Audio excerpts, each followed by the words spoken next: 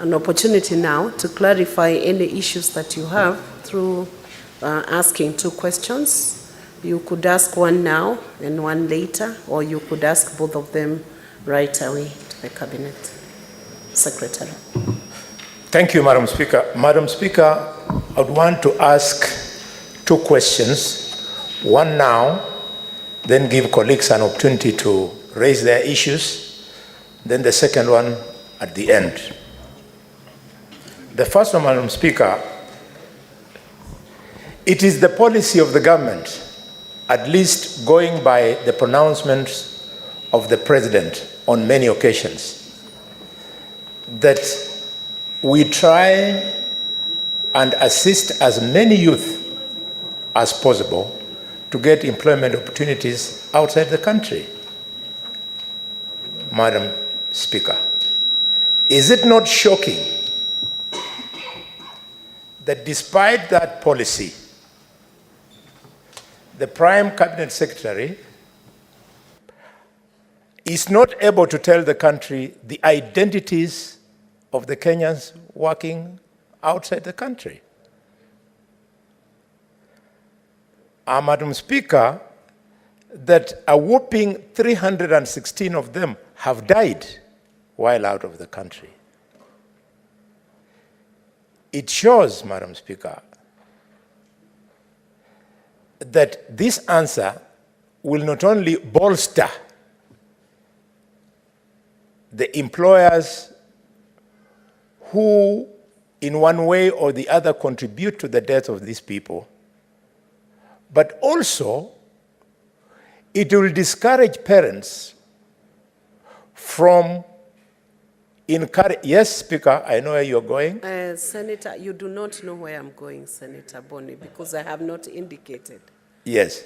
I want you to phrase your question. What you're giving now are views or debating the matter. You must phrase a clear, concise, precise question. Yes, Madam Speaker, on a complex issue like this of death, I believe senators are allowed to build the question. I was building the question, and let me leave it there. Let me not build it any further. We have 3 cabinet secretaries today coming to answer many questions of varied matters of national importance. I would beg that you make it precise and short and clear so that it's possible for the Prime Cabinet Secretary to respond. Thank you, Madam Speaker.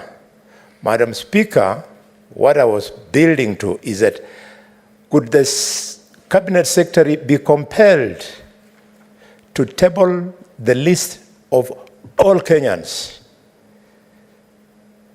working in these Gulf states so that the parents and relatives can be reassured that the government is on top of things as far as their lives are concerned?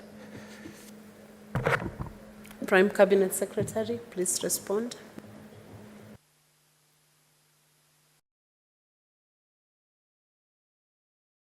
It's gone again. Okay. Madam Speaker, I wish to state that we can, based on the records we have within the embassies, avail, because we are talking of about 400,000. In fact, to be precise, 416,058 individuals. We can work on having this brought to the Senate. I can only appeal on one issue, that as we give the identities, Madam Speaker, you'll also need to guide on aspects of whether we'll be breaching some aspects of the data identity issues by tabling all the 400,000. That's the only question. But we are prepared to be able to give this list.